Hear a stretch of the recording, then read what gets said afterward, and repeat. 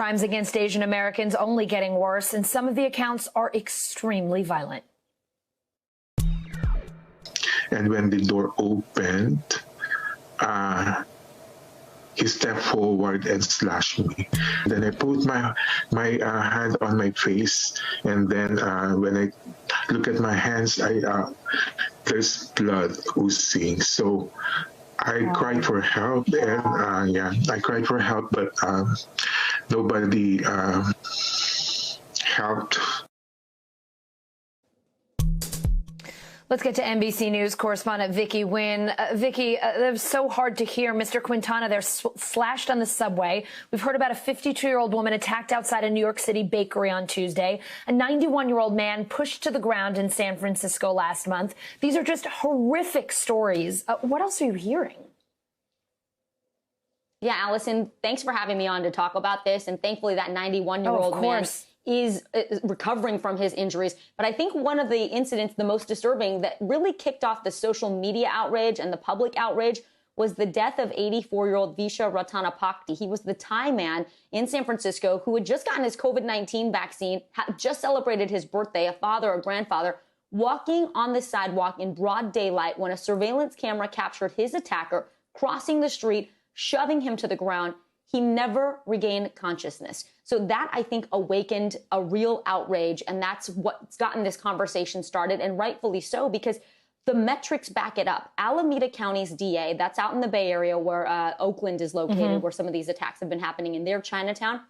Over a 2-week span, they recorded 18 incidents of anti-Asian racist attacks. You showed the numbers from Stop AAPI Hate, talking about the 2,800 incidents since the pandemic started. That ranges from people being spat upon to being yelled at to the physical violence that you're seeing, even denials of service at businesses. And here's a statistic that really stood out to me. They said that 7% of their accounts involve Asian American victims who are over 60 years old. Imagine that. These are the elderly who are under attack, Allison.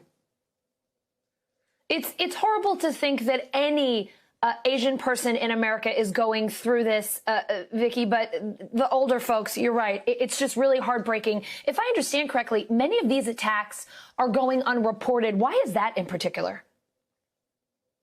Yeah, even these numbers, this data that we have that's hopefully prompting some attention and action at the federal level, are likely vastly underreported. And part of it is cultural. Look, the Asian American community is super diverse. There are many languages, and in some cases, many language barriers. And also there's a cultural reluctance to kind of draw attention to ourselves or to report these things. So 2 things can happen to change that. 1, our community needs to speak up. The younger generation needs to encourage the older generation. And we're seeing that over Twitter, over Instagram, where there's a new wave of volunteers coming together, offering to patrol the streets to watch out for our elderly, and also to bring attention and to say enough is enough. The second thing that needs to happen is lawmakers and law enforcement need to recognize that this is happening and address it. In New York, it's been really encouraging. The NYPD started seeing an uptick in these anti-Asian hate incidents last year after the pandemic. They established a task force. It's now permanent. 25 officers speaking 11 different languages. They're reacting to reports of crime, but they're also being proactive. They're going on social media, scouring for incidents that they can investigate. It's that partnership that is so important. And let's take a listen to the co-founder of Stop AAPI Hate about the importance of reporting. And so I think police and law enforcement need to be sensitive to the spate of racism, to ask questions about what was said during the attack, if it was racially motivated or not, and to pursue it if it was racially motivated. A lot of times these types of crimes, if there are hate crimes that are racially motivated, they go underreported, and people continue to get victimized in this way. It's just terrible. Yeah, well, I encourage all the Asian Americans to speak out, because if you don't speak out, nobody will help you. Warning, graphic video of another Asian hate crime. A 65-year-old Filipino woman is kicked to the ground and repeatedly beaten as she is on her way to church. This happened in New York City outside of West 43rd Street. This man said, "F you, you don't belong here." And the security guards did nothing, even closing the door on her. She's currently hospitalized with injuries.